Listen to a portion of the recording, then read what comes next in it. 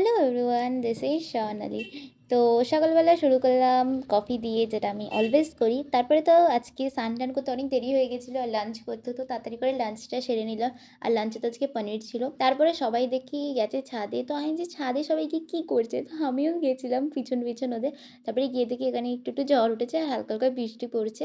তো সেই কারণে দেখি সবাই এসে ঘুরছে, তো আমি ভাবলাম তাহলে আমি একটু দেখি কী করছে সবাই মিলে। আর এখন তো প্রায় দিনই এরকম মেঘলা মেঘলা থাকছে ওয়েদারটা, আর বৃষ্টিও হচ্ছে, বেশ ভালোই লাগছে। যদিও আমার বৃষ্টি খুব একটা পছন্দ না, ওই কাদা কাদা হয়ে যায়, খুব বিরক্ত লাগে। কিন্তু এরকম মেঘলা মেঘলা করে থাকলে হালকা হালকা ঝড় উঠলে ভীষণ ভালো লাগে।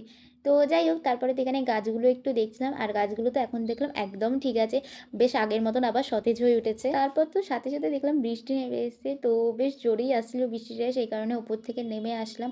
আর এখানে মিকু তো আমাদের সাথে গেছিলো, আর ওর গায়ে তো বৃষ্টির জল পড়ে ভিজে গেছে, তাই মা ওকে বকা দিচ্ছিল আর এরকম করে গা মুছিয়ে দিচ্ছিল।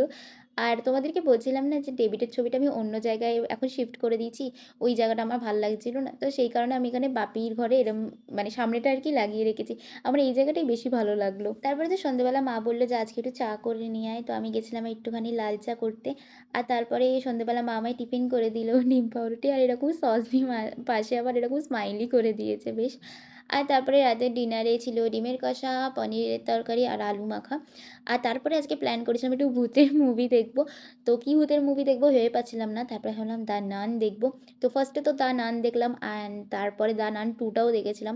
আর এখানে তো ফার্স্টে আমরা রিঅ্যাকশন ক্যাপচার করতে বসেছিলাম। কিন্তু রিঅ্যাকশন কি ক্যাপচার করবো, ভয়ের থেকে বেশি হাসিই পাচ্ছিলো মানে ১ম দিকে। কিন্তু তারপরে না ঠিক ওরকম ভাল লাগছিল না। তারপর মনে হলো ধুর, বন্ধ করি তো, ক্যামেরাটা বন্ধ করি। তারপর মন দিয়ে যখন দেখছিলাম তখন প্রচণ্ড ভয় লাগছিল সিরিয়াসলি। সো এভাবেই দিনটা কাটালাম। That's it for today. By.